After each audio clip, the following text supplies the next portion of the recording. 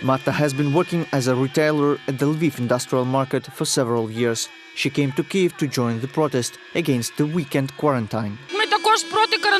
We are against the weekend quarantine because we believe that it cannot break the chain of infection. And why the selected few can continue working and we, little ones, don't? Why the legislation acts so selectively? Because they can afford lawyers able to protect them. And I am a small entrepreneur. Whom would I hire? I have no money for extra expenses. According to the data provided by law enforcement, about 20,000 activists and business people from all over Ukraine rallied near the parliament building.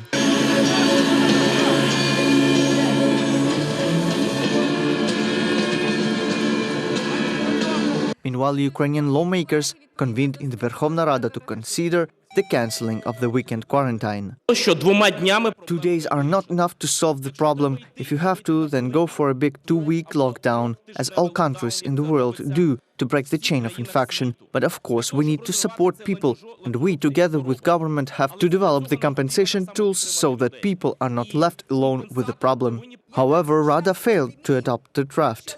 Only 149 out of 226 required MPs supported the easing.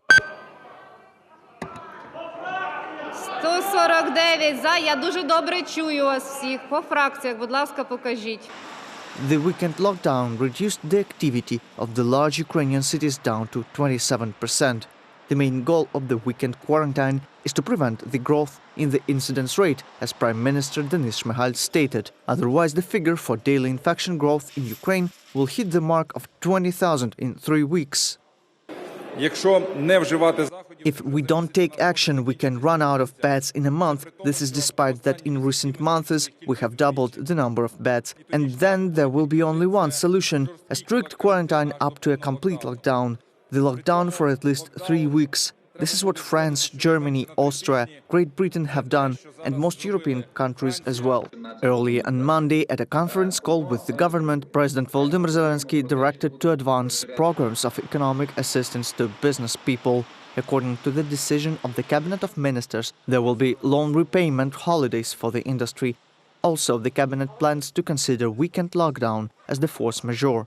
This decision is aimed to help business in renting issues and in fulfilling other financial obligations. Reported by Nick Starkov, Vlada Tsurkan, Yuri Shulha, UATV News.